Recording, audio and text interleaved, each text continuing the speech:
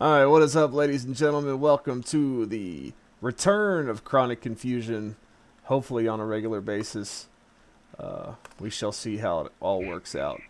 But man, how you been doing, Cody? Well, hold on. First of all, it's been a long time. Should probably go through the introductions. I'm Tony Dubz. That is Cody Dubz. We are Yes. Chronic Confusion. Cody, how you doing, sir?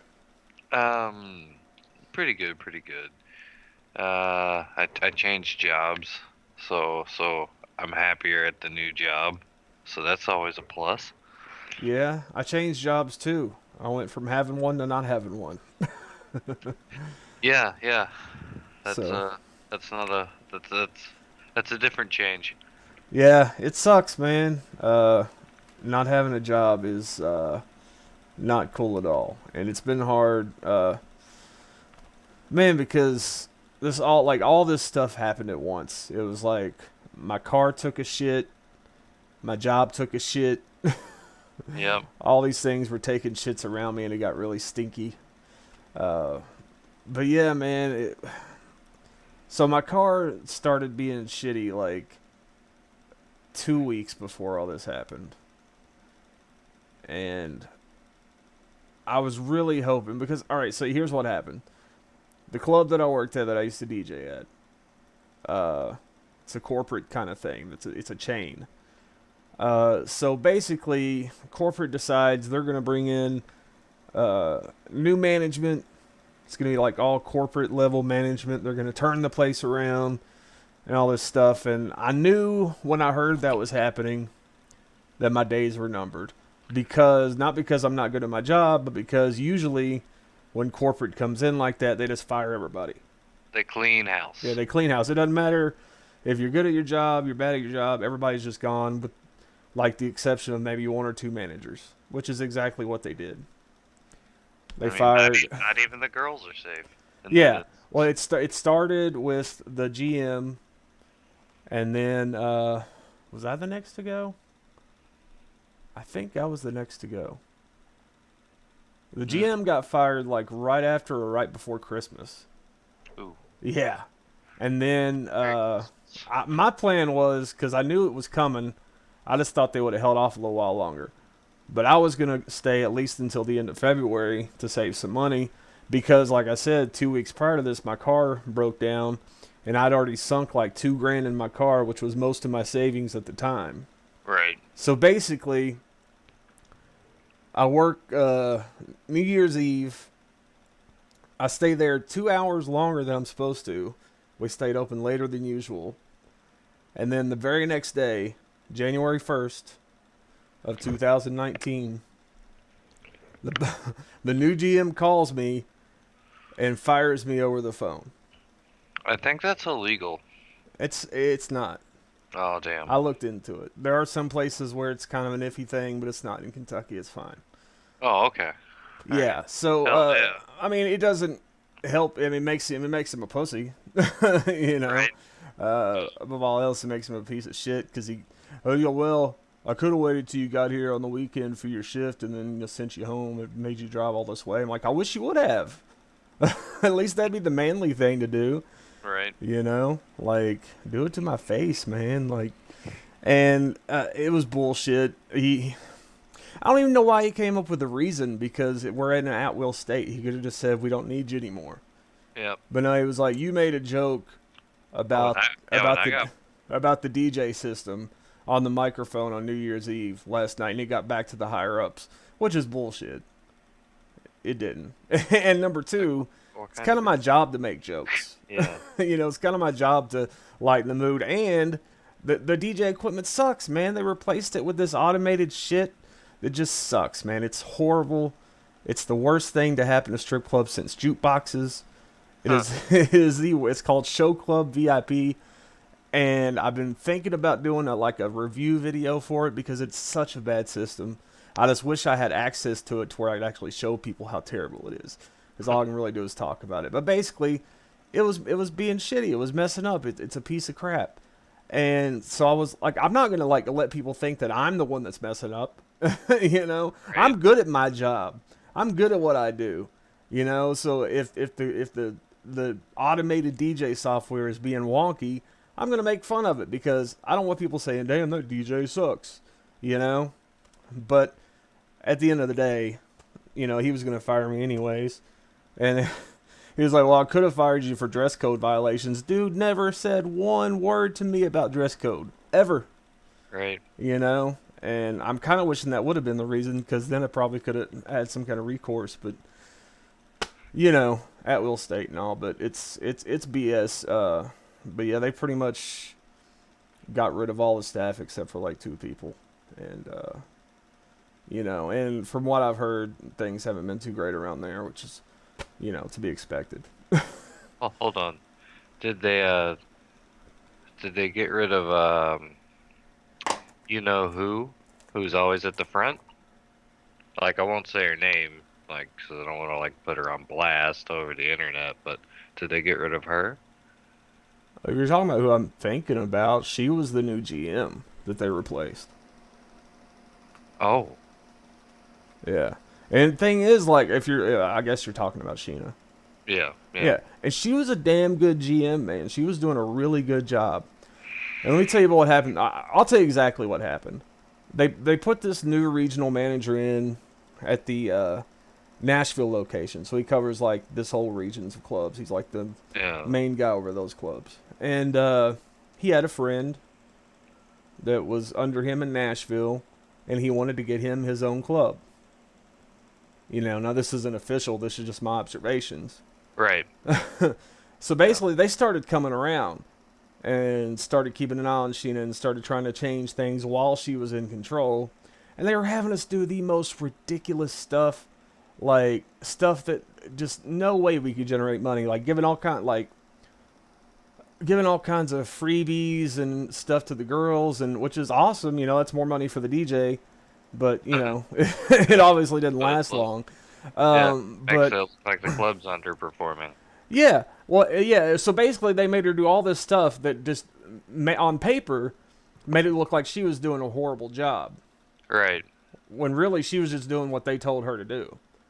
And of course, you know, eventually they fired her because she wasn't getting the numbers, even though it was all their fault. But you know, again, on paper, it looked like that she was the one fucking up. Right. So yeah, they screwed her, and that was why I was gonna leave. But I just couldn't at the time because I'd already spent like $2,000 on my car. And I was like, well, if I leave now, I'm flat broke. And of course, they ended up firing me anyway. So put me in a really tough spot. And you know, I be honest about it, man. Like, I love DJing, and I don't want to get out of it because the money is so good. But I think after almost 20 years of not having a vacation and just DJing every weekend and several nights through the week here and there, like, I was just so burned out. I was kind of thankful, you know, that it happened. I mean, it sucks because I don't have any money. You know, I'm sitting around the house and I don't have a car, so it's making it even harder to go find a job and all that stuff. But it's like, I've talked to one club and I thought they were going to hire me, and then that fell through because I guess they were going to I thought they were going to hire me because they were going to fire the DJ that was there. But they ended up not firing him, so like, well, we don't need anybody right now. Right. So, like, after that fell through, I was like, well, back to square one. I could go to Spearmint Rhino and wear a suit and make, you know, shit money. You know, unless they would actually be able to give me weekends. But even still, dude, I hate wearing a suit and tie. I can't stand it. I've never, like, understood DJs that have to wear ties and stuff. It doesn't make sense. Like, I feel like if, you know, like, my philosophy's always been the DJ should be able to show personality. And that includes the clothes they wear, what they say on the mic, and all that stuff. It's a package deal. Yeah, if they're dressed up like every other employee, then they're just an employee. They're not a DJ. Yeah, there's not a uniform for DJ. Yeah. But a lot of these clubs do require you to wear like a shirt and tie and all this stuff. And like I said, Rhino, last time I was there, they even required you to have a full suit. Which for a guy my size is not cheap.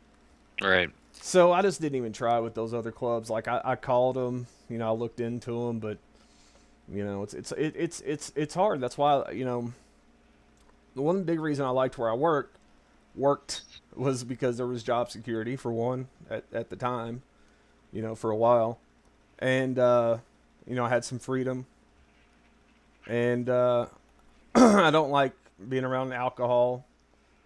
Every once in a while it's all right, but I hate drunk people in general. Yeah. But for the most part, I don't know where I was going with that, but basically just that the fact that it was a fun job, and it wasn't too uptight. You know what I'm saying? And most of the clubs in town are really uptight, except for this other one that I was looking into, and it fell through. So basically, I don't know. I haven't really talked to many people. It's they're still at the club. I was kind of mad at a couple of them because there was one. Oh man, this one manager, and she knew I was getting fired.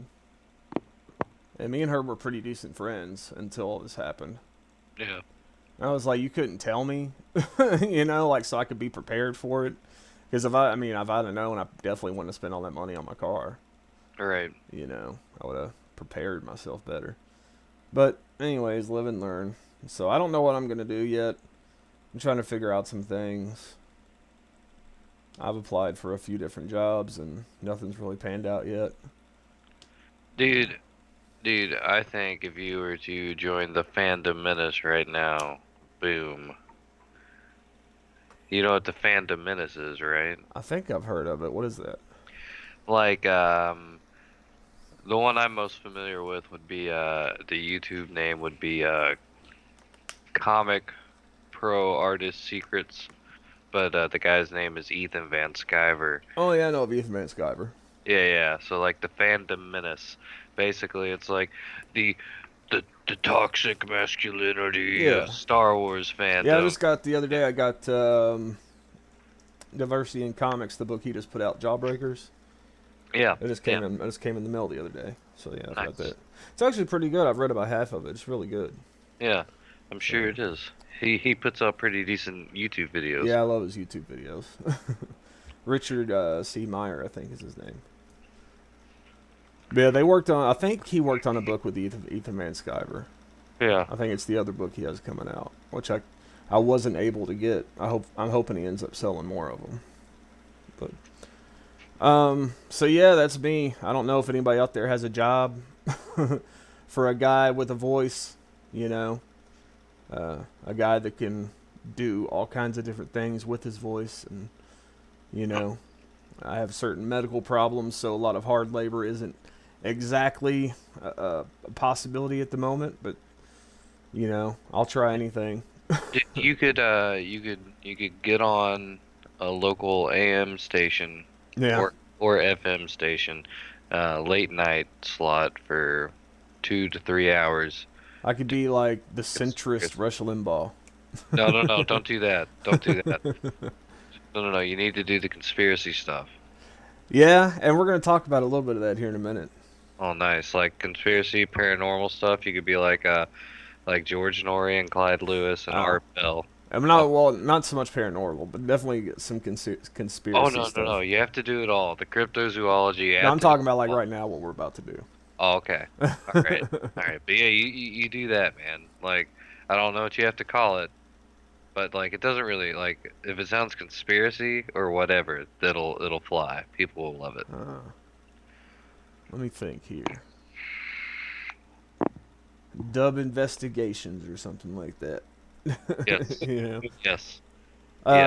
So I think the biggest reason, now that we got all that catching up talk out of the way, the biggest reason I wanted to hurry up and get back into this, because, well, we've been putting it off for a while, like the podcast thing, and I've been dealing with more, like I said, personal issues with the job and all that stuff. It's, life's been weird lately, so.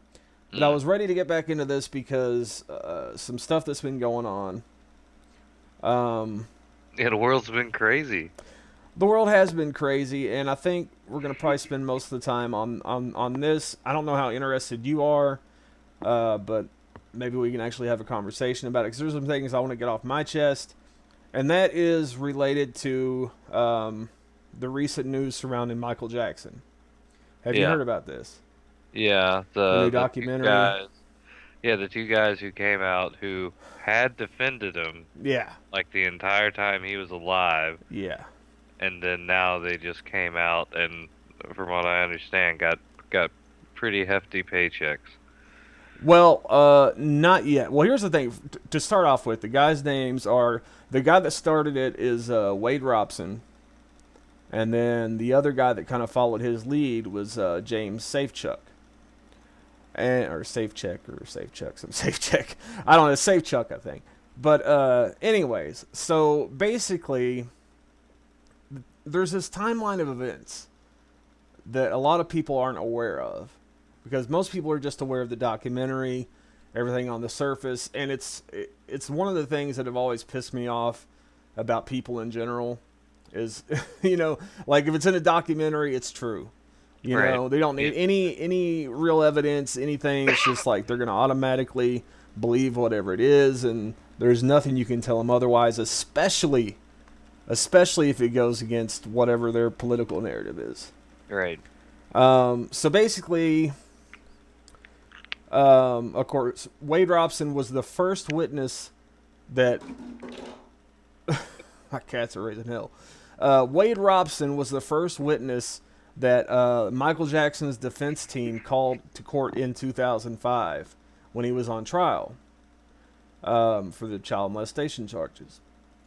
The number one guy that they called in, the very first witness, was this Wade Robson guy, and he was adamant. He was very convincing that nothing ever happened and all this stuff. And then 2009, when Michael Jackson died, like he did all these tribute shows and just continued praising him like he was the best thing that ever happened to humanity. Right. And then this Cirque du Soleil Michael Jackson tribute show comes up, which the Michael Jackson estate was in charge of. And I guess he had convinced himself that they were going to give him the job. But they didn't feel the same way. Because they wanted to go with somebody that had more... Of course, this Wade Robson guy, he was choreographer for like NSYNC and Britney Spears and all these people back in the day. So he knows what he's doing when it comes to dance, but Cirque du Soleil is like this whole other level. So I guess they wanted to go with somebody that had experience in that. So they went with, I think his name's Jack King or something like that. Jack King or something.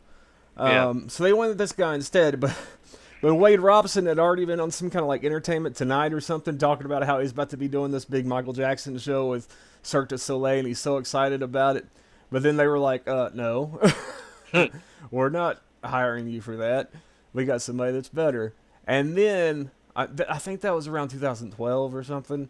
Yeah. And then in 2013, he goes on the Today Show and is like, yeah, I lied. Michael was abusing me for like from the age of 7 to the age of 14 or 15 or something. And pretty much all these spurious allegations. And then he sues the estate based on these allegations for $1.6 billion with a B. $1 billion. Mm-hmm. Like Dr. Evil. He raised the pinky and everything, I think. 1.5 or $6 billion on child abuse allegations. And it was thrown out of court because the statute of limitations had passed.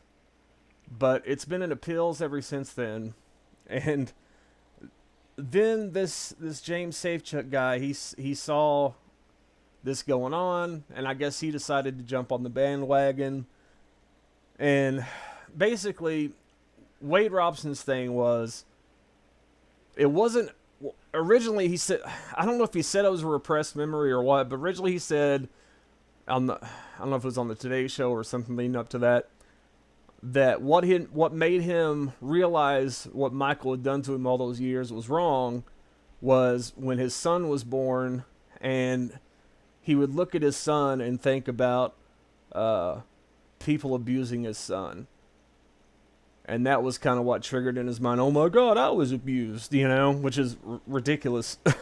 Yeah. And what messed him up with the statute of limitations thing on the Today Show is he said, this was not a repressed memory. I remembered it the whole time. because if you can prove that it was a repressed memory, they can waive the statute of limitations. But I guess he didn't know that at the time he did this interview, and I think that's one of the things that messed him up.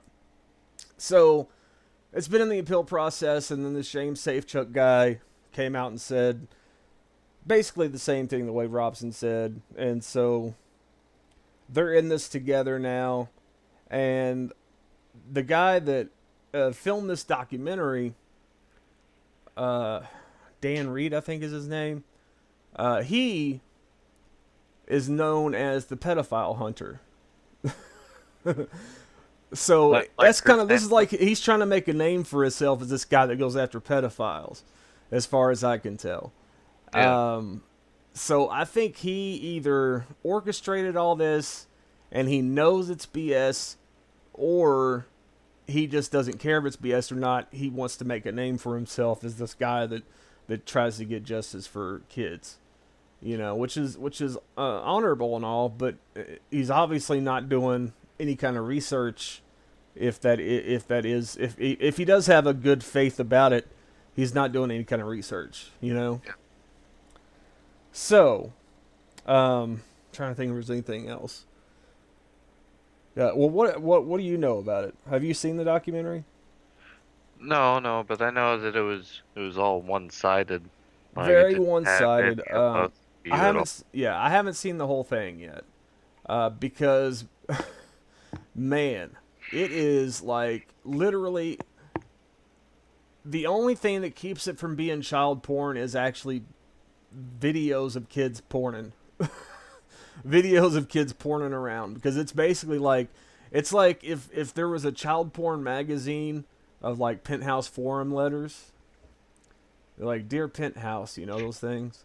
Yeah. It's like that, because I mean, look, first of all, I want to say, if this really did happen, which I don't, it's hard to believe it did with all the things I know about the case and all the ins and outs that have happened over the years. It's hard to believe because none of it adds up. But saying it did happen, it's fucked up, and I feel for the guys. I'm sympathetic, I'm empathetic, it sucks. And they should really, get justice. But at the end of the day, a lot of things don't add up. And I just don't know, man. It all smells a little too fishy. And the craziest thing about it too is the quote unquote documentary is it's not really filmed like a documentary. Right. It's more like a movie. It's more like a feature film. So it feels very fake, and the whole thing with Oprah, like Oprah's a cunt anyways, but she was supposed to be an ally to Michael Jackson and his family, and she's buddy with Harvey Weinstein and all this stuff too, which is another red flag. Yeah, it's like, and she started off Beto O'Rourke's presidential run the other day, so hey, yeah. Well, the Harvey Weinstein trial started whenever this documentary came out, so a lot of people have been speculating that this documentary was a diversion from that, and the fact that Oprah's involved is something that leads credence to that. Yeah. I don't know if I believe that or not, but that's what people are saying. It's a sound theory. Yeah. And I actually had a theory that I was watching a video, and this guy was talking about the Illuminati and all this stuff, and you know how I feel about that. Like, I mean, who knows? There could be some kind of like Illuminati type group out there. I don't think it's the actual Illuminati like people constantly claim on YouTube. I feel like if there is a secret society out there, nobody knows what the fuck they're called. It might be the Bilderbergs or something, but they have a name and a handshake that nobody's discovered yet. I don't think that I don't think they would call themselves the Illuminati and all that stuff. But the symbolism is still there, I think. Right. But they were talking about how they do these power moves by building people up, and like these big pop stars and movie stars and whatnot, and then they knock them down, when they're no use to them anymore. They step out of line. But I was thinking, like, I don't even think it's that, man. I think it's all money. And I think it's just the mainstream media and it's all based on money. Like they pick somebody that's going to be a big star. They build him up and build them. They make all kinds of record labels or the movie studios or whoever makes a shit ton of money, and then at a certain point it plateaus or even it drops a little bit, and they stop being viable. They stop making as much money. So then they destroy him, and the negative press creates another surge of money. You know, that's the way I see it. Yeah. I don't think it's, I mean, it could be these power plays and stuff too. But I think it's just all about the money. It's just, you know, they build these people up to make a shit ton of money off the positive press. And then when that plateaus out, they start the negative press. Because you can see it. I mean, it's Michael Jackson, Britney Spears, you know, all these really big stars that have had these, like pretty much every big pop star has had this in one way or another. For some people, their fame lasts longer. Michael Jackson was on top of the world for a good 20, 25 years before the shit started with him. Right. You know, for Britney Spears, it was more like 10 years. You know? But yeah, I think that's what it is. Could be due to attention spans shrinking. Yeah, that could be it too. So one thing I wanted to do, which will make things a little bit easier for me to collect my thoughts and for me to kind of give my opinions on this, is actually watch something that really disappointed me. Not the documentary itself, because I don't want to do that, but H3. Yeah. Did you see what they said about it? Nope. All right, well, you're about to. We're not going to watch the whole thing, 'cause it's like an hour long. But I'm going to... Yeah, I'm His going to... Israeli wife is so hot. Oh, yeah, I agree. Hila's fucking... Yeah, she's nice. I'll tell you who's actually really, really beautiful, and I didn't know, was Michael Jackson's niece, Brandy Jackson. God bless, she is hot. And she's our... Well, she's my age. And she doesn't look it. She looks like she's still in her 20s, which is... You know, that family... That's money. Despite all the plastic surgeries that a lot of people in that family have had, they got some good genes. Yeah. I'll say that. She's been on a lot of talk shows lately. And here's the thing about her. One thing I didn't tell you is through this whole time that Wade Robson claimed he was being diddled by Jackson on a nightly basis, him and Brandy Jackson, Michael Jackson's niece, were dating. Michael Jackson introduced them to each other because Wade had a crush on her when he was like 10 or something. Yeah. So Michael introduced him and hooked him up. Provided the arena for that to happen. And part of Wade Robson's narrative is that Michael told him not to trust women and not to talk to women, you know? Right. Because apparently he wanted to keep him all for himself. Meanwhile, the documentary never mentions Brandy Jackson at all. Like, never brings her up, which is like, oh, I wonder why they would leave that out. Because it destroys his whole friggin' story, maybe. So narrative. Yeah. Oh, actually, what I want to do before we get into H3 is talk about Corey Feldman. Do you hear what Corey Feldman said?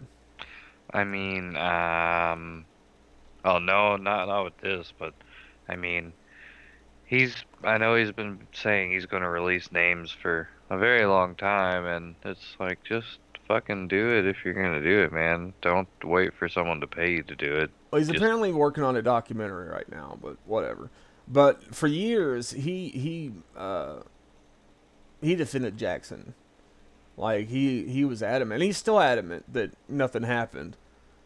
But he came out a week or so ago and said he can no longer defend Michael Jackson, even though he believes nothing actually happened. So let's...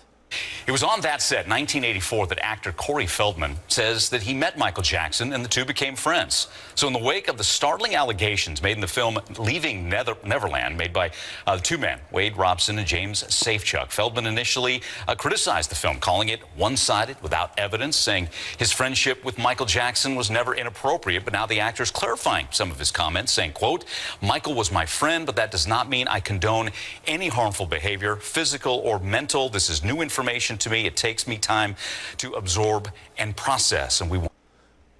So, like, right there, this is all what bothers me with this whole age we're living in now, which is like, you heard that, right? Could you hear that? Yeah. Okay. Which is, listen and believe, don't question if somebody says they're a victim. You just have to believe that they're a victim, like, just right out there. And look, You're right. I agree, if somebody is your friend or whatever, you can be sympathetic. You can go along with him, be like, hey, we'll get to the bottom of this.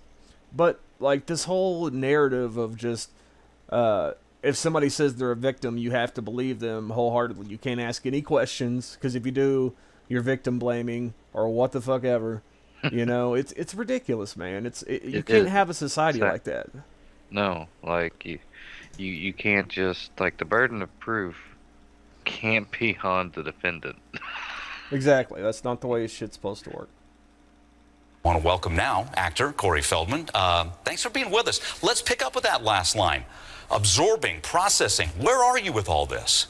Well, as I mentioned in my statement, it is obviously a very emotional time for me, and this is a very emotional process for any survivor of abuse, anybody that's been through these things. First of all, I ask people to put themselves in my shoes. You're a kid who has endured sexual abuse, and during those times, I'm looking to somebody like Michael Jackson as a friend, as a big brother figure, and he was that person to me.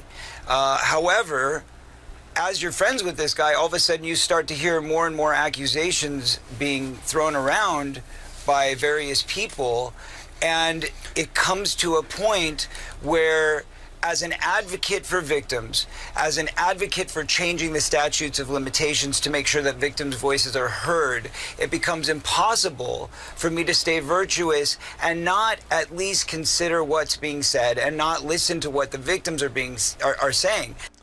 So my problem with this is, like, again, I feel for the guys if this stuff really did happen, but you can't just go on and say that they're victims. Like, that hasn't been substantiated yet.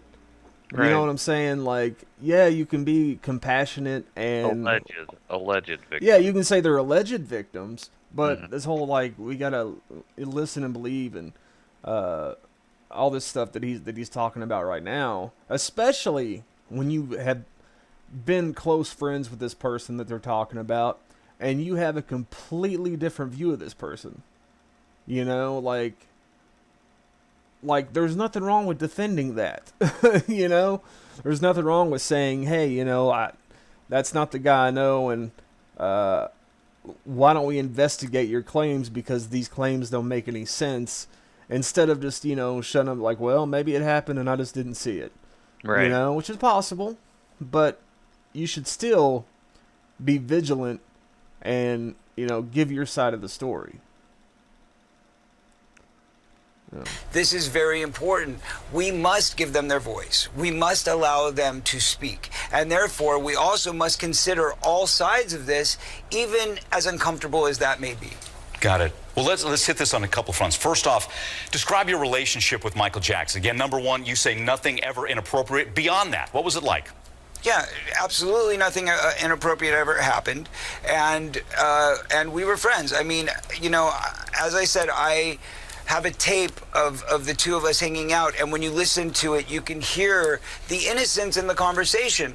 But again, I don't want to be perceived as I'm here to defend Michael, because I can no longer do that. I cannot, in good consciousness, defend anyone who's being accused of such horrendous crimes. But at the same time, I'm also not here to judge him, because again, he didn't do those things to me, and that was not my experience. So therefore, my place is not to be the judge, and is not to be the accuser, and not to be the defender. My job in this is to focus on what's most important, which is helping to reform the statutes of limitations in every state, because if we can reform the statutes of limitations, we can prevent these things from ever getting to this point. I don't know about that. I think statute of limitations are important. They are. Because, I mean, look, it sucks that, yeah, there are cases you can make for people who were victimized as kids with, whether it's repressed memories or, which would they have things in place for that? Like I said before, if they could prove, if Wade Robson could have proved that it was some kind of repressed memory that he blacked out, he might have had a case. You know, the judge might have looked at it more seriously. But he said that wasn't the case. You Right. know? So at the end of the day, statute of limitations had passed on that. So I feel like, you know, yeah, if you can get like maybe a psychiatrist or somebody to confirm that you had these repressed memories and they were dug up in therapy, as long as they weren't planted, you know, because that can happen too. You know, there have been cases of people through hypnosis having memories planted, false memories, which is a very real thing. But yeah, that's we can't just go around, because then you could have anybody at any point in time make an allegation like this, which is hard to prove in the first place. Let's be honest, unless there's fucking DNA, you know, Well, I mean, or it's witnesses. it's already pretty much to the point. Like, if you don't have the money to litigate, then like it's already to the point to where like the accusation is enough to just ruin you. Yeah. Oh yeah, it's definitely. I mean, that's the thing Because too. they don't report if you're innocent. You know what I mean? Oh yeah, exactly. I mean, yeah, that's the thing. Another thing I hate about these days, it's like all somebody has to do is make an accusation, you know, and there it is. You know, in Michael's case, he was a weird guy. You know, he was an odd sort of person, and so it was easy for people to believe it. But the thing is, which we'll get into here pretty soon, is when you actually look under the surface, you start to realize that it's like maybe he did these things, but it really doesn't seem like he was the type. You know? Yeah. Let's see here. The fact is, I started reporting my molestations to the police in 1993 while they were investigating Jackson for the first time. I've never had a shot at justice. I've never had a chance to bring my predators to the court system. I've never had that opportunity. I'm hoping, after decades-long battle, that through the process of making my own documentary, which I am making right now, and I'm hoping to find a distributor for, we can get my story heard, we can help abolish the statutes of limitations, and I can finally get justice for my own case. So I think it's extremely important that we all take a pause and listen to all victims right now. And I certainly want to apologize if anybody took anything that I said out of context in those tweets, because it certainly wasn't meant in any way to question the validity of the victims. Alleged victims. Mm-hmm. You know. I don't know. I don't know if he mentioned it yet, or if he's going to mention it. But basically, Oprah mentioned the same thing. It's just like beyond Michael Jackson. You know, this is an opportunity to talk about victims of childhood abuse and all these things like that. Yeah, but you don't throw somebody under the bus to do that. You know what I'm saying? Like, you don't just throw Michael Jackson under the bus because it's an opportunity to talk about abuse victims if he didn't actually abuse anybody. You know, that's why we have courts. You know, you can't just make a one-sided documentary and believe it wholeheartedly without any evidence or anything really, and say, well, you know, maybe he didn't do it, but at least we're talking about it. You know, Right. at least we're talking about the things that abuse victims actually go through. And it's like, yeah, if we were actually hearing this from abuse victims, and we don't know that we are. You know, I think he maybe goes into that here in just a second. Got it. Real quick, did you watch both parts of Leaving Neverland? I watched the first part. To be honest with you, it was very emotional. It was very painful, and I couldn't watch all of it. Got it. Well, we're going to play, if it's okay with you, just a short clip. This is James Safechuck talking, and he's talking about kind of a marriage ceremony he had with Michael. So we'll take that in, and then we'll just talk about, again, some of the things you went through watching this, and of course, specifically to this. So again, this is HBO's Leaving Neverland. Here it is. We were like this married couple. And I say married because we had this mock wedding ceremony. We did this in his bedroom. And we like filled out some vows. It's like we're bonded forever. It felt good. And the ring is nice. All right, so number one, from what I understand, in this documentary. They never show any proof of this. Apparently, they wrote out vows, which don't exist anymore. So, I mean, you've got a ring, which could be anything, and it looks like an adult ring, to be honest. I don't think that would fit on a kid. No, doesn't look like it. So, yeah, I don't know. It's this is the kind of stuff you're dealing with in this documentary. It's all hearsay, and it's, you know, the funny thing about this guy is there was a book written back in, I think, either the 90s or the early 2000s by this guy. I think his name was shit. I was thinking about playing that, but I guess we're going to actually here. We'll just go on to the next thing. But all right. So basically, this book was put out by this guy Victor Gutierrez, which was, I forget that it's like something about I was Michael Jackson's lover or something like that. It's supposed to be like this diary of the kid that accused him in the early 90s that got the settlement, which ended up not being the case. It was all fiction. This guy ended up having to pay Michael like $3 million because of it, because it was a big lie. Well, basically, this Right. James Safechuck guy, the guy with the ring, like that is straight out of that book. Like pretty much everything he says in the documentary is like a carbon copy of everything that was in this guy's book. So that's another like red flag right there. And again, like I said, it's, you know, it's jewelry. You know, anybody can go buy a ring. Right. You know, unless you have, like, you say you wrote out some vows. Like, why wouldn't you keep that if you would keep the ring? Well, sounds like it's just a money ploy. Well, it is, and here's the thing: like the guy that made the documentary is like, oh well, they're not getting any money for this documentary. Oh, they're getting money from the book deals.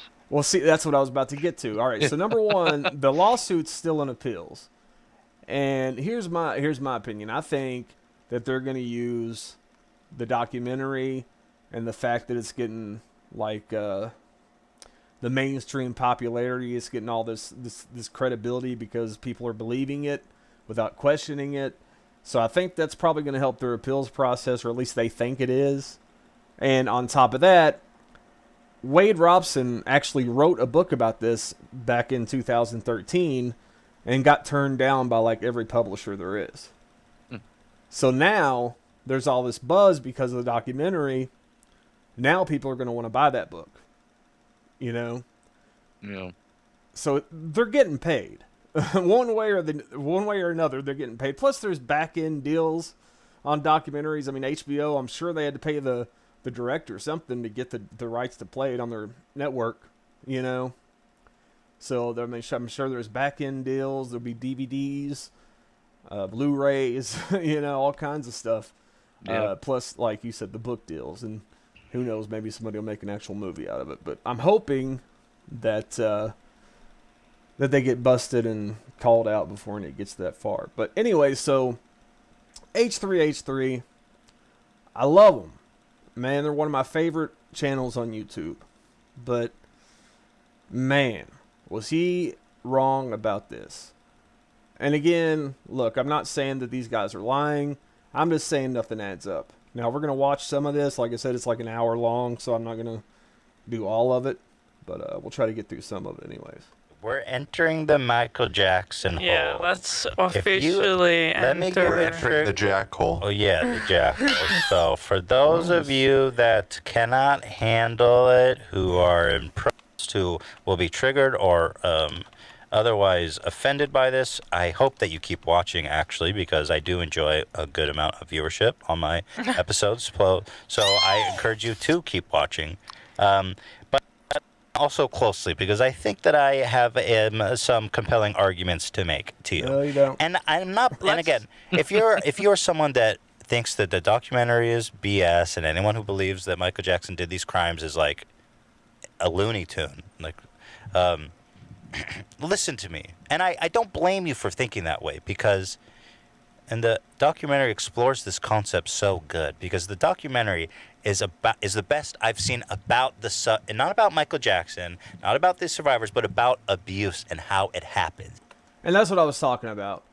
So yeah, you can say, like I said, it's this awesome documentary about abuse and how it happens and all this stuff. But at the end of the day, you can make that documentary, but don't lie on somebody to make that documentary.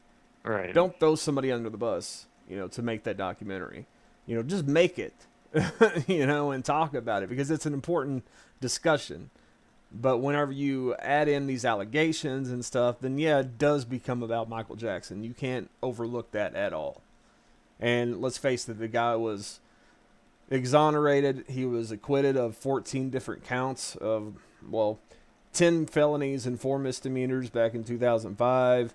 There's just so much evidence out there that, anyway, we'll go on. Because I could go on about this shit all night.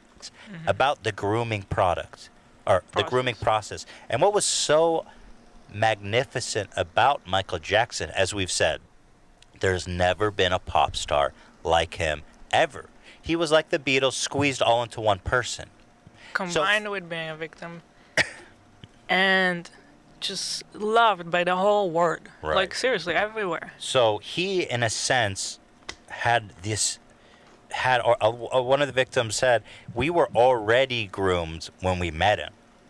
Now, see, I don't agree with this because, how can you already be groomed? Well, basically, they're saying because he's such a big. It's the whole power thing. It's the whole reason why they gave Louis C.K. such a hard time over jacking off in front of chicks. Because it's like, oh well, he was this big comedian, and these chicks were up and coming comedians, and they didn't want to tell him no because he was so important in the comedy world. And it's kind of the same thing, which I think is BS, personally.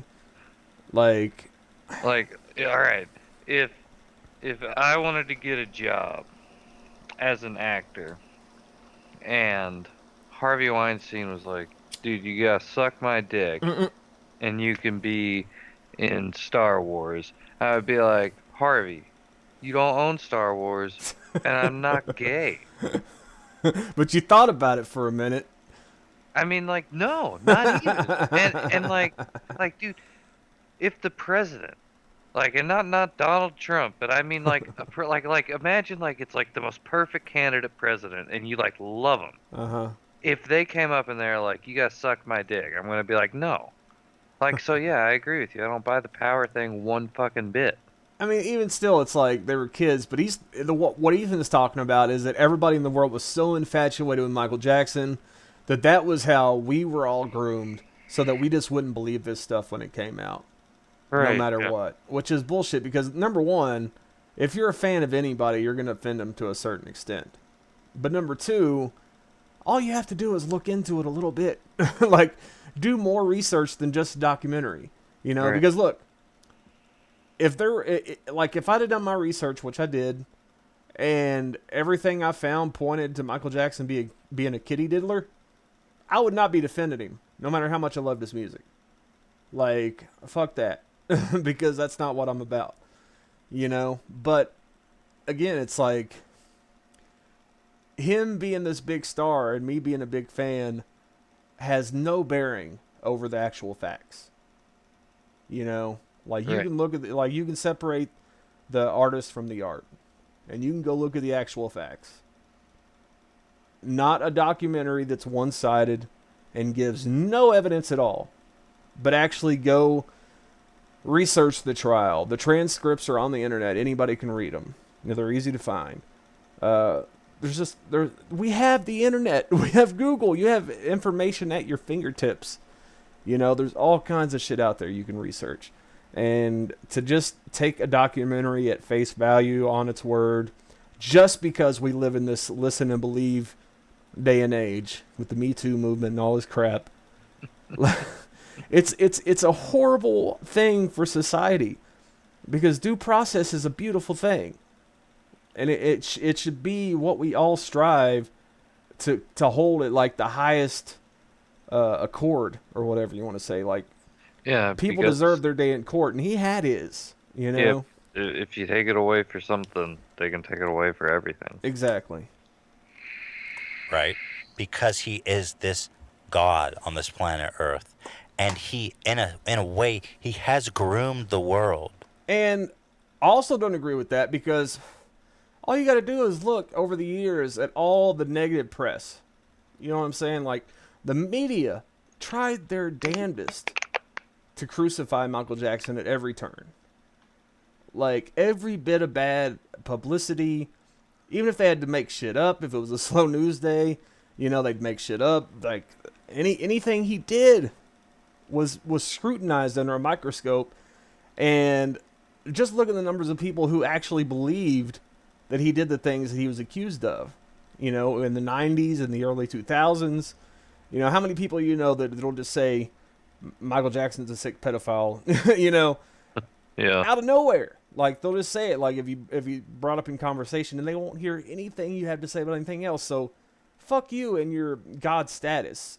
Because, yeah, amongst his fans, yeah, people loved him. I love him. You know, he's one of my favorite musical artists of all time. I think he's brilliant, or was brilliant. But at the end of the day, again, I think pedophilia is horrible and nasty, and should be prosecuted even higher than like murder and shit. Like, I think that's the worst thing you can do is hurt a kid, in my opinion. Yeah. And that was Michael's opinion too. I mean, you can show in a movie violence towards teenagers and adults, and you can get away with like PG and PG-13. But if you show violence towards a kid, it's automatically R, and it's because kids shouldn't be hurt. Yeah. So, I mean, this whole God status, the public was groomed because his fans were groomed because he could do no wrong, and he was this awesome pop star. It's just bullshit. And I'm going to talk about that. And if you think I'm crazy and you think I'm bullshit, that's fine. You can hate me. Just at least listen. Let's Okay, just here we go. first Let's talk. introduce the. Jamona! Ow! Let's introduce what we're talking about. Yeah. The HBO documentary that Yeah. came out, Leaving Neverland. Leaving Neverland. If you're wondering where to watch it, it's on HBO. It's on HBO. Which I think is a little bit unfortunate because not everyone has HBO. I think a lot more people would watch it. if Hey, it Eli, was- you had the hookup though. If you got Amazon Prime, you can get a free week trial. That's how Oh, I yeah. watch. Yeah. And it's immediate. You just Yes. pop it Yeah, on. you- It's yeah. so nice. You know, it's funny. Everybody watched Game of Thrones, but somehow Well- when it comes to anything else, nobody has I HBO. think they watch it legally. I know. It's hilarious. I mean, Game of Thrones and a 4-hour documentary. You know, like, do you really expect people to sit down and watch a documentary for 4 hours? You know, the people that have, you know, that. Not about that. Yeah, exactly, and it's very graphic too. So it's, you know, not many people, and the ratings for it were horrible. The ratings were so low on it, to be for what it was. And Oprah got super low ratings for her follow-up interview with the guys too, which was kind of funny. But anyways, Okay, I just wanted to give the details Mm-hmm. for anyone who's not caught up. You're done. Oh, I'm done. You're passing the. It's a two-parter, Yeah. and then there's a third part following up. It's an interview that Oprah Winfrey interviews the two victims and the director of the documentary. Yes. I thought all three were so good. Mm-hmm. So there's another documentary that I watched on Netflix called Abducted in Plain Sight. Yes. And you know, I had watched that recently, and it's about a man who befriended a family and gradually built up this relationship with this young girl he had fallen in love with. But he had groomed the family, he had groomed the child to the point over a long period of time that he was able to just take the girl and run off. Like, there was no checks and balances. And the way that it happened was so similar. It was so similar to what I heard in this documentary.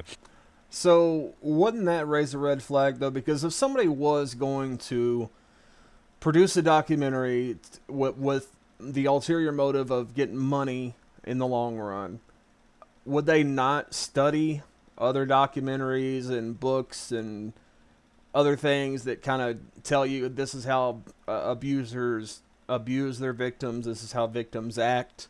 You know, you would do your research, right, if you wanted to fabricate these things. Yeah. So it makes sense that it would be like a paint by numbers thing. You know, like, this is, oh man, watching this, this is exactly what you would expect out of abuse survivors. Well, yeah, because that's the narrative. You know, I'm saying, maybe they're not lying, but you got to consider these other sides of things. You can't just take something at face value. You know, especially when the things you say are easily refutable by, you know, just the opposite of what you're saying, basically. And again, that's what I thought was so important and compelling. It's about, as a whole, child abuse and about the grooming process. So, you know, I feel like I was in Crazy World seeing all this. Like, when I first saw this documentary, I was so outraged. I mean, I was like, my goodness, this is absolutely insane. And you know what'll make you even more outraged is if you actually do some fucking research, read the court transcripts, read, like, just even look up the timeline of events, because they don't match up. Again, the whole Brandy Jackson thing, and as far as James Safechuck goes, there's a lot of indiscrepancies there. Plus, it's, like I said, lifted right out of this book from back in the day. You know, like, it wouldn't have taken any time at all. It's like, all right, this documentary's got me convinced that Michael Jackson was this pedophile, even though they showed no evidence. It was all anecdotal stories, you know, but you put some soft music behind it and some camera angles and whatnot, and suddenly you believe every bit of it, you know. But just do a little bit of research. You might have had some different opinions. And I go online to read the conversation about it. And it's not only do I see, first of all, not a lot of people talking about it, but those that are talking about it are brutally, viciously attacking anyone who's speaking in support of the documentary. Now, I do not support that. Like, I'll say all day long that I think these guys are lying. I don't believe what they're saying. I mean, I'll give them at least a little bit that they could be telling the truth, at least, you know, a sliver of that, just because, you know, anything's possible. It's just attack, though, saying. But that yeah, it's a hit piece. It's a hit piece on a dead man. And what it all comes down to is somebody was butthurt over not getting a job, so they're going after the state. Which, the thing that's even fucked up about that is, all right, let's assume the two guys are lying. They're just in it for the money. They're going after the Michael Jackson estate, which is basically his kids. His 3 kids are pretty much, like, none of the Jackson family has any ties to the estate except for his 3 kids. That's it. Yeah. You know, so basically, you're suing the estate for $1.5 billion, which would all come away from his kids if you were to win. Do you really want to punish his kids? You know, number one, I don't see why anybody would sue for money, you know, from the estate if they're just looking to get justice for abuse they endured when they were younger. Doesn't make any sense. It's an obvious cash grab. You know, if you want justice, get your story out there, you know, and don't sue anybody. Because what good's that going to do? Right. You know, of course, there couldn't be any criminal proceedings because the guy's dead. But you could still get your story out there and have it tried in the court of public opinion, which is what they're doing right now anyway. But they're still going after money at the end of the day. You know, and they're still going after the estate, which, again, is Michael Jackson's kids. And I think that's despicable. You know. And just decrying the 2 dudes, the 2 victims, the host, Oprah, anyone, just absolutely decrying them. And I thought, like, man, I'm in Crazy World. But I quickly realized that all the people who were doing that haven't watched the documentary. It's so plainly obvious. And you don't really need to watch the documentary. All you need to do is some research on the character of Wade Robson and James Safechuck. Now, if you want to watch a documentary, I definitely recommend it if you want to be fully informed on their side and whatever. But again, I'm telling you, there's a whole other side to this that they're not. Excuse me. There's a whole other side of this that they're not presenting, which is a big problem. You know, I feel like if you're going to make this documentary accusing someone of such horrible shit, you should at least have some representation from the other side.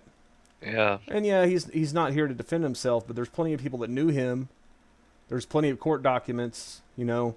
Talk to his lawyers from back in the day. Talk to his nieces and nephews, his brothers, all these people that have been defending him on talk shows recently. But no, it was all presented one-sided. Because a lot of their talking points are things that are addressed widely in the documentary. But I was just surprised by that he had so much sway and pull, and people cared so deeply about him still to this day. So it is a testament. First, it almost is a testament to the fact that the world has been groomed. Because now, even 10 years after his death and long after he had an active career, I think, goes to show that even now he has this army of people that can see no wrong in him. So it couldn't just be because people have done some research and see the discrepancies and the inconsistencies in the guys' stories and their characters. It couldn't be because of that. It's just because people have blind faith and they, look, I'm sure there are some people that are just out there blindly defending.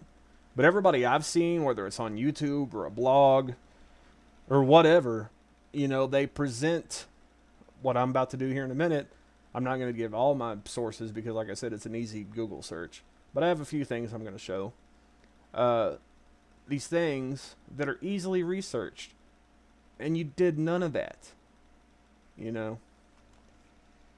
Going to war with these people. So it kind of proves the point that he has this mystical attraction, this mystical pull. And I think it's not Michael, though. It's like anybody who has a fan base.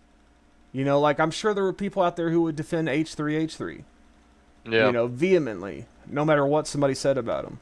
That's any kind of celebrity is going to have that to a certain extent. Now, I was always on the fence about Michael Jackson. Me too. I really didn't want to believe it. It's like, what the fuck? Yeah, Michael Jackson? And I'm a huge fan of his music, as I'm sure most of us are. I mean, the guy's is a phenomenal talent. I mean, the guy's like, he's a one in greatest ever. A 1 in 1,000-year talent. We would put up videos of him dancing and just stare at it like this is perfection. I mean, he had it all. He was an incredible singer. He was an incredible. That you were here. Yeah. Because in their they minds, wanted it. Want to sleep with you. Oh yeah, this is part really I want to talk about. His childhood friend. An idea that came from him. It's not like the kid said, "Oh, I want to sleep with you." He would tell the kid. Yeah. Okay, now here's what they're talking about, and I've actually got this. I'm going to try to find it in one of my videos. So basically, what they're talking about here is this Martin Bashir documentary that came on, which was the thing that actually kind of jump-started the 2005 trial. It aired in 2003.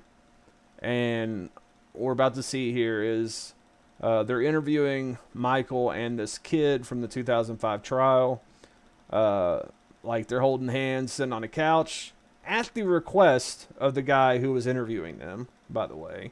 He wanted them to hold hands. He wanted them to cuddle up. It was all a setup, basically. And because basically, all right, these kids, they saw Michael Jackson as a father figure, basically. They called him Daddy Michael. Even their mom called him Daddy Michael. Everybody called him Daddy Michael. So it's kind of like they were kind of showing a father and his kids, because the kids didn't have a father. Right. So basically what they're talking about here is Michael letting these kids sleep in his bed. But what they don't show, which really upset me, I think this was the most upsetting thing about this, is because the footage is out there and it's easy to find. I've got it, and I'll play it here in a minute. But what they show is an out-of-context, tiny little clip of the kids saying, I don't want to sleep in the bed. And then Michael said, if you don't sleep in the bed, you don't love me or whatever. And he was like, oh, man. But really, the full context of that is Michael was saying, I'll sleep on the floor, you sleep on the bed. And the kid was like, no, I'll sleep on the floor, you sleep on the bed. Then Michael was like, if you love me, you'll sleep on the bed. And Michael slept on the floor, which is what it came out to. But that part of the documentary was cut off. So. You should come sleep with me. Mm-hmm. He put that idea out there. Well, here, actually, since I'm going to skip ahead because I have a really compelling video that literally shows Michael saying that. And here, what I like to talk about here is undeniable, undisputed facts. Okay, I'm not going to talk about conjecture. I'm not going to make assumptions. I'm not. But that's all you've done. This whole thing is make assumptions and not look at the facts and not do any further research. Gonna say stuff that hasn't been proven. I'm just gonna show you an undisputed fact. Here's a video of Michael with one of his childhood friends. Okay. Sleep on the bed, sleep on the bed. We're like, no, you sleep on the bed. And then he finally said, okay, if you love me, you sleep on the bed.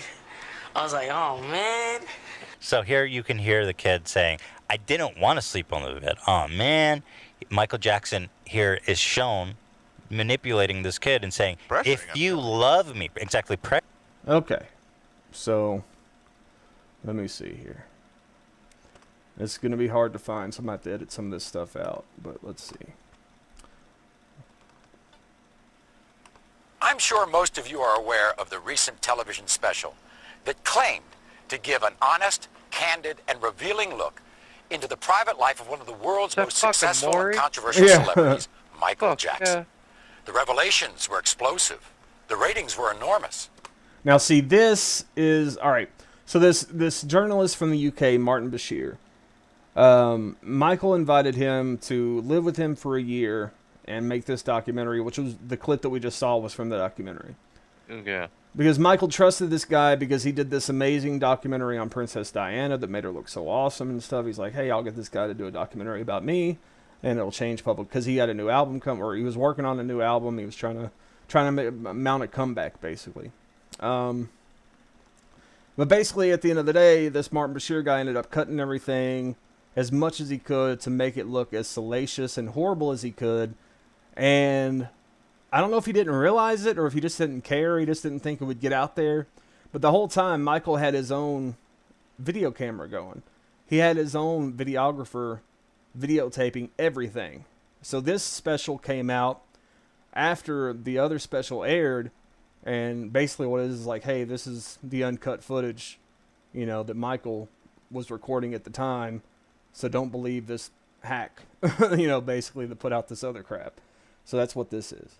But Michael has claimed that what TV journalist Martin Bashir presented was a twisted and edited construction of scandal and innuendo, not a true representation of the interviews that actually took place.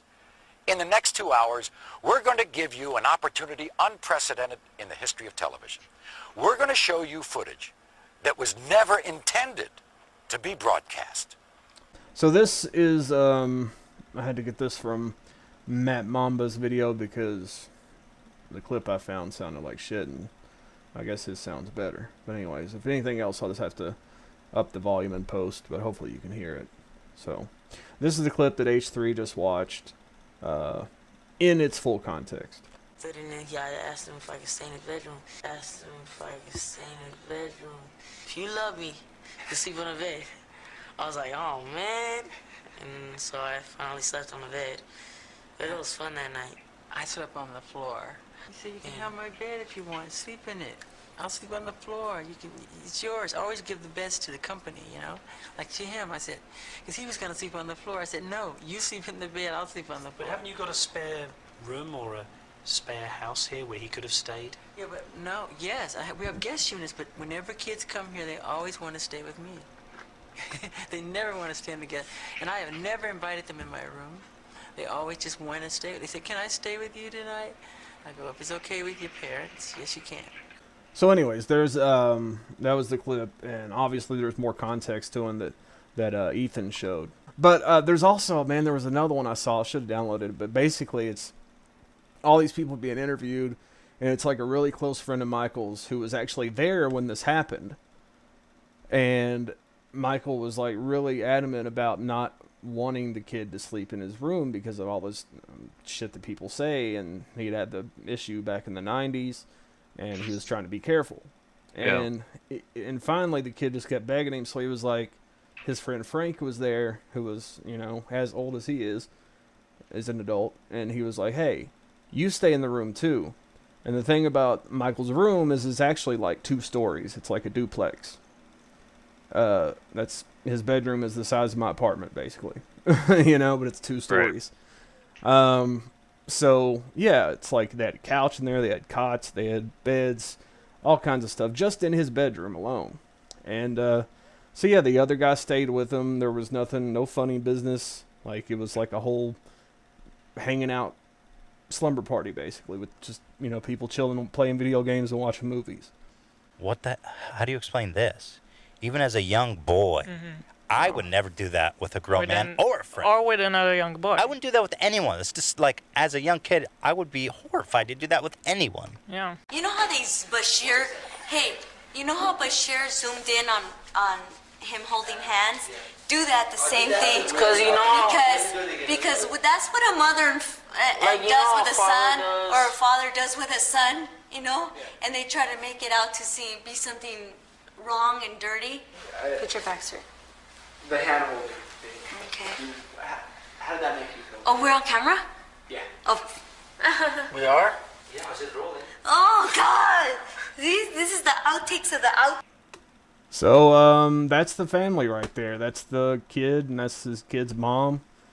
And they're basically talking about how Martin Bashir kind of set up that whole scene. Yeah. With the holding hands and stuff. It was just... He had very bad intentions going into that interview, or into that whole documentary. And for people to use that as some kind of salacious evidence or whatever, it's a very dishonest. And again, these things aren't hard to find. Like, you can find all these clips and stuff on YouTube. There's plenty of resources out there, and to just believe this documentary on the face of things, it's just very irresponsible, I think. But let's watch a little bit more. Entering the Michael Jackson. My brother, I wouldn't do that with anybody. Right. But here he is doing it in plain sight. And that's what I mean by Michael Jackson groomed the world. Because he convinced everybody that he was just a young boy himself. And that's why he loved, and he was blameless, and he's holding hands with kids. They're cuddling with him on camera. And he would always say on camera, like, I just love kids, all this, everything you know about him is things that he would put out there, basically. And I mean, like, I understand that it's weird, but it couldn't be innocent at all. There's no level of it that could be just that, this is just how he shows affection, like, how he acts, whatever the case is. Again, not saying it's right or wrong or whatever, just saying that as a society, we've become so accustomed to just expecting the worst out of every situation, that nothing could be innocent. The more of a victim you are. Well, victimhood's a currency these days. Yeah. It's a currency. It's a status. It's like an award system. I'm a bigger victim than you. Everybody's got to be a victim of something. Time as they aged, they grew apart from him. They would see him occasionally and talk to him occasionally. And they were still friendly, but they grew apart. And a lot of them, they said that they were going to trial to testify on Michael's behalf, and all the parents and the whole family did it because they were Michael's soldiers. Mm-hmm. They were going to war for Michael. They were winning his favor back. They thought, I just want Michael to love me again, and I'll do anything to please him, to defend him. They were his warriors in this battle. And so even though on one hand they knew that had happened to them, that was a secret love that they shared, and they loved Michael dearly, and they wanted that love back. And I don't buy that. I just don't. It's somebody's really abused, like, especially if you were to see the documentary and all the stuff they said that he did to them on a nightly basis when they were together. There was never a time that they were together that abuse didn't happen, as things of what they're saying.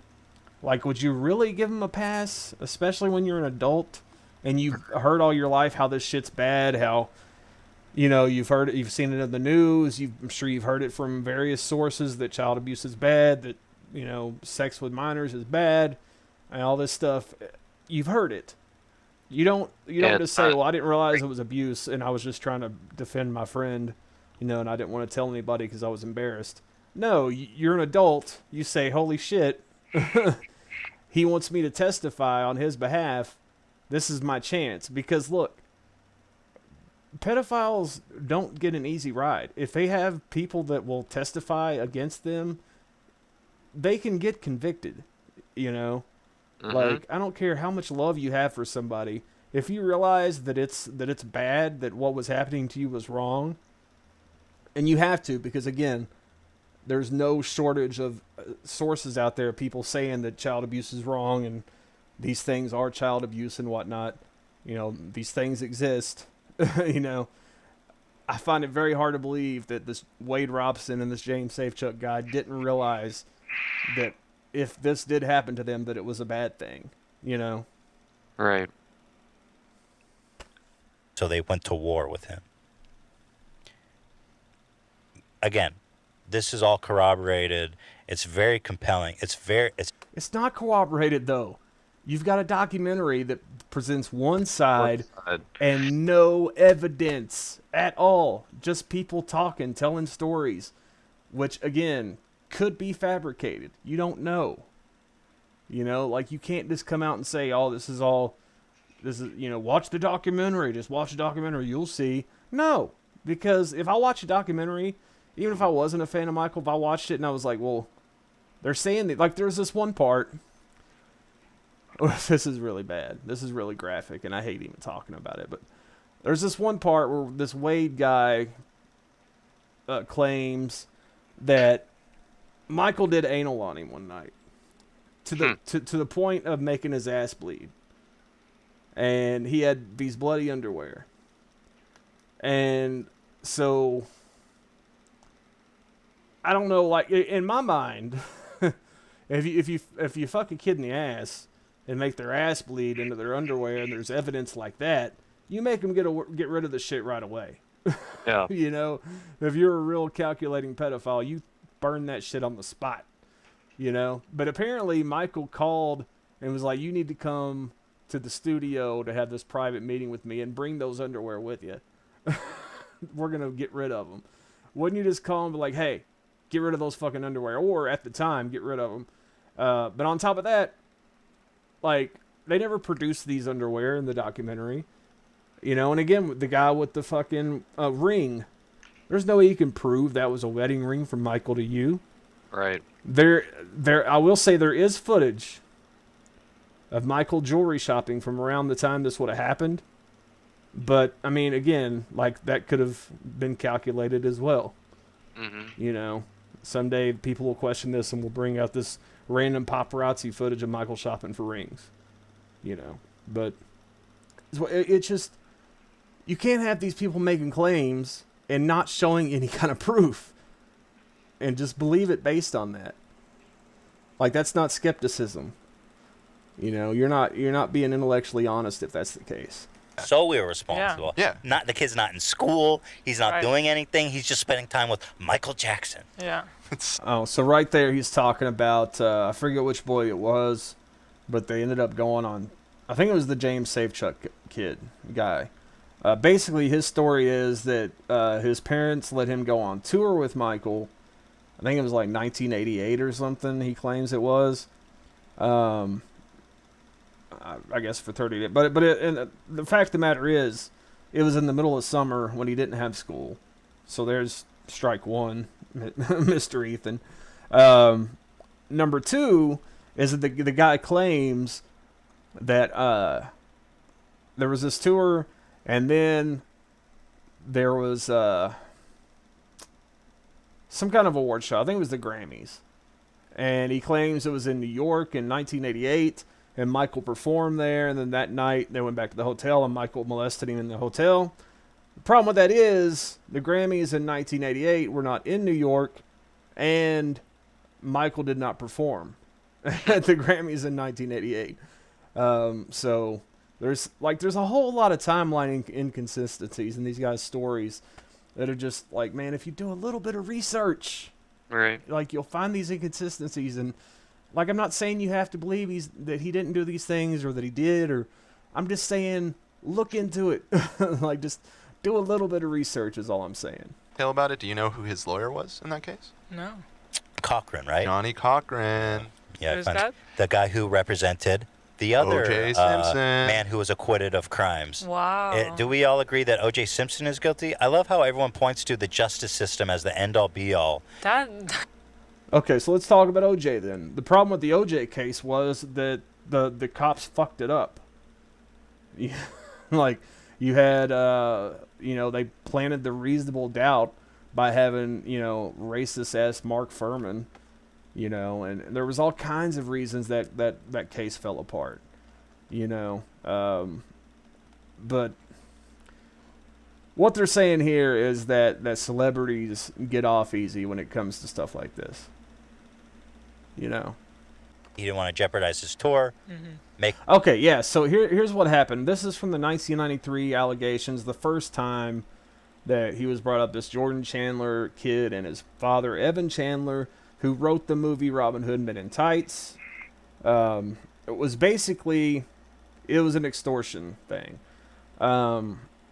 Michael Jackson had befriended this kid and his family, especially the kid's mom. Like, he had a crush on the kid's mom, and they were spending a lot of time together. So the kid's dad, her ex-husband, was a dentist and ended up giving his kid drugs and convincing him that Michael had done stuff to him. But that's whatever. That's what some of the evidence shows. Who knows? That's allegedly. Yeah. But basically, what ended up happening is he was in the middle of a tour at the time. He was actually, his tour had just started, and basically, if he was to go to trial with this, he would have had to cancel the tour and cancel millions of dollars of income. We're talking like hundreds of millions of dollars of income from these tours. So his insurance company that had insured the tours said, basically, we'll pay the settlement so that you can stay on the road and keep making your money. Because it's either we pay this kid's family $20 million or you lose $50 million. Yeah. Which one are they going to go with? And the thing about that was, it wasn't a hush settlement. The kid could still testify. Like, if they wanted to do a criminal case, the kid could still testify. But once the parents got the money, they didn't want to do the criminal case. And now the law is you can't do a civil case without a criminal case coming first. But back then, that wasn't the law. Right. So basically, they were just in it for the money.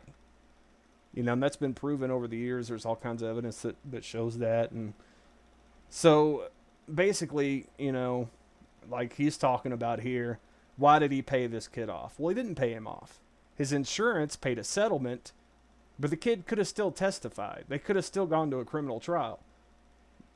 The parents just didn't want to. They got what they wanted. Yeah. And they ran for the hills. So yeah, that's what that was about. You could go away. And this, you're talking about the 93 case, right? Yes. The original lawsuit? The first one. The one that was settled for $25 million. There's an interesting detail about it. Do you know who his lawyer was in that case? No. So then it's Johnny Cochran was his lawyer. But actually he wasn't. Johnny Cochran was working on something else at the time, and Michael's lawyer team was just horrible. Like, they wanted to settle this right off the bat. Michael wanted to fight it, so he went after Johnny Cochran so that they could fight it. And finally, Cochran was like, you know what? You don't want to cancel your tour, just pay him. So that's how that ended up happening. But then in the 2005 trial, of course, I think Cochran was dead by then. But yeah, he got this Tom Mesereau guy who is just an awesome fucking lawyer. He's really good. And that's probably, that was probably the biggest thing that helped him out in that case. But again, there was no case in that case. Like, the whole thing hinged on that documentary that we were watching earlier. And at the end of the day, there was an FBI investigation that had been going on since 93, intermittently between 93 and 2005. There was nothing found there. The LA County police found nothing in their investigations. Nothing was ever found. The only thing that was found was the fact that this family were extortion artists. They had tried to get money out of Chris Tucker. They had tried to get money out of Jay Leno, George Lopez, and all these people testified on Michael's behalf. And that's how he ended up winning this case. But yeah. Well, and it's a fundamental misunderstanding when you're acquitted it doesn't mean you're innocent. That's why they call it not guilty. They can't prove beyond a reasonable doubt to the jury that.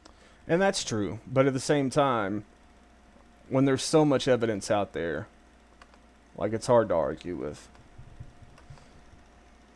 And there was this just...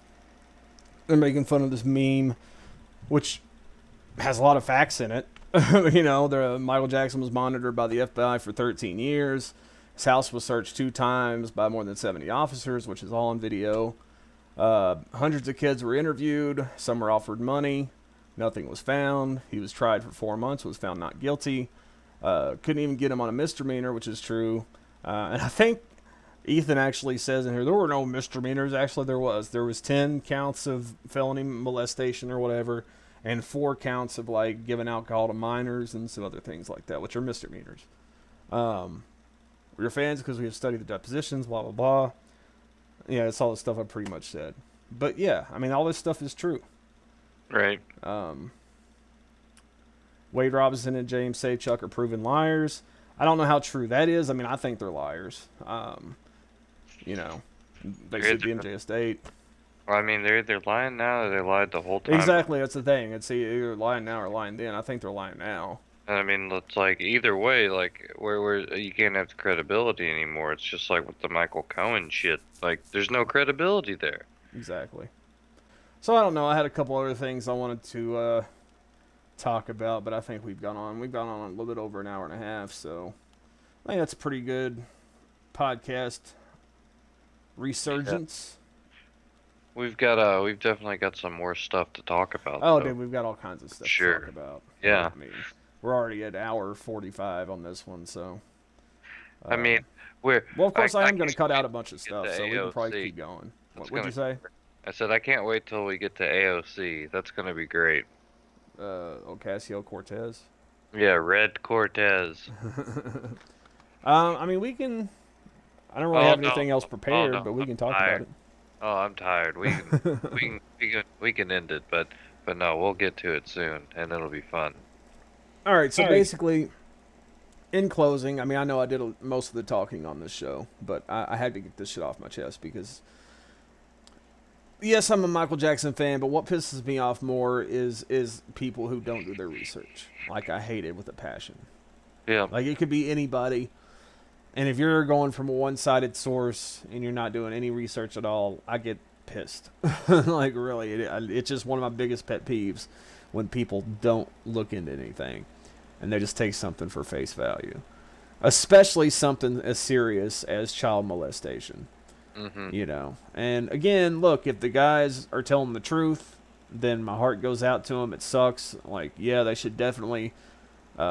get their justice. I don't know how money would provide justice, but whatever floats your boat, you know? Right. But I personally, with everything I know about Michael Jackson, about his history, about the trials that he went through, about his character from various interviews from people that knew him over the years, like, I really have a hard time believing that he was a child molester because it just doesn't add up. Like, I really believe he might have been one of the rare cases of somebody who just literally was so innocent that, like, it looked bad on the surface of things, but I think he was just so innocent that he didn't realize what he was doing looked bad, you know? Yeah. Because a lot of the things he did look bad, you know, on the surface. But again, like I said, if you look into things, you start to get the full story. But Ethan and Hila, I was very disappointed in because, like, yeah, I know most of their content is just them reacting to things on the surface. But I think this is something you need to take seriously. You know, if you're gonna go out there and put on a podcast that you believe this wholeheartedly and all you know about this situation is what's presented in this documentary, and you're going to go with that, you know, as your hill to die on. You know, you're going to defend that to the death with no facts, with no other side of the story. I think it's very irresponsible with the influence that they have. Right. You know, and that's kind of why I wanted to focus on them mainly, and kind of, offer some counterpoints to what they were talking about. And look, and honestly, I'll just scratch the surface here. There's all kinds of things. I should have wrote things down. You know me. I always say I should write things down, and I don't. And I end up forgetting half the stuff I wanted to talk about. But that's just me. That's how my brain works. So yeah, Ethan and Hila, I know you're never going to hear this, but assuming you might, maybe someday you'll run across it. I hope by that point you have actually done your homework and you have actually looked into this and saw that, or seen, or is it seen or saw? Seen that you were wrong. Saw it. Either way, realize you fucked up. And whether these guys are guilty or not, you still fucked up because you didn't do any due diligence. You done goofed. You done goofed. You screwed the pooch. And yeah, I would recommend people go out, and there's all kinds of interviews now of Brandy Jackson, who is beautiful. Like, I would marry that girl in a heartbeat if I could. If I knew her, I would wifey that for sure. And another Michael's nephew, Taj Jackson, he seems really cool. They've been doing a lot of interviews. If I had to recommend one, I think the channel is Nicole Speaks or something like that. It's a chick named Nicole. If you look up Nicole Brandy Jackson interview, I'm sure it'll come up. Basically, they were on today, and I was watching that before we started. And it's just a really good interview. And again, this is the chick who was dating Wade Robson during the time he claimed he was being molested by Jackson. And, you know, like, she didn't notice anything. And again, the guy's narrative was that Jackson was telling him that girls were bad and that he shouldn't talk to girls, and he wanted to keep them all for himself. Meanwhile, he's hooking them up with his niece, you know. So that's a very big discrepancy there. And the whole timeline of events is worth looking into because it doesn't add up. Oh, and one other thing. Have you seen the Razor Fist videos about this? No. You should watch those. Razor Fist has one he just put out the other day, and he has two that have come out in the past, which are all worth watching. But their most recent one, he actually watched the documentary and found out that between the time it aired in the US on HBO and the time it aired in the UK on Channel 4, they cut out like 20 minutes or something. And basically what they cut out was this whole big area of the time when Wade decided he was going to testify in the trial on Michael's behalf. He claimed that there was a dinner at Michael's house before the trial when they were kind of preparing for everything. And Michael was asking him to testify and all this. And basically, it was because he saw how broken down Michael was because of these accusations and all this stuff that he decided to lie on the stand and tell people that he didn't abuse him. When actually, the truth of the matter is, this dinner he was talking about, Taj Jackson was actually there, Michael's nephew, and this took place after the trial was over. After he had already testified. So there's another discrepancy there. You know. So anyways, go watch, just look up any of the Brandy Jackson, Taj Jackson interviews, especially the one with the chick Nicole. They're all really good, and they shed a lot of light on things. At least add the other side to it, and come up with your opinion after you've done that. Right. And that's basically all I have to say about that. You got anything you want to add? No, it's a good rule to follow in all instances. Yeah. And again, whether you think he did it or not, just do a little research. You can still have your opinion when it's all said and done. If you see the same evidence that I've seen and many others have seen and still come to the same conclusion, that's fine. You know, that's your prerogative. But just don't watch this documentary, and just because these guys tell a sad story, believe them on the surface of things. Don't do that. It's not cool. So that being said, we're back. And hopefully the upcoming episodes in the future will be less molesty. I was actually going to start out tonight with the trailer for the Batman versus Ninja Turtles animated movie that's coming out, because I'm really excited for that. Yeah. But I knew this was going to take up a lot of time, so I figured we'd just get right into it. But yeah, that's definitely. I will say this about it: the Batman Teenage Mutant Ninja Turtles crossover comics that have come out recently are really fucking good, and it seems like they're kind of using those as source material. So I think it's going to be a good animated movie, which DC usually makes good movies as far as the animated movies go. Yeah, definitely with the animated ones. I mean, I like Justice League and all that stuff too, but I know a lot of people didn't. But I don't really hear very many bad things about the animated ones. So, right. That's all I got to say about that. And I guess we're done, man. Thanks for getting together with me, Cody. Yep, it's been fun. Hopefully we can get in the actual studio, the studio apartment sometime soon, and do one in the same room together. Yeah, that'll happen soon. Those are always a little bit easier to collaborate on, you know. Right. But yeah. So gosh, how do we end this shit? Watch out for the potholes. That's right. Peace out.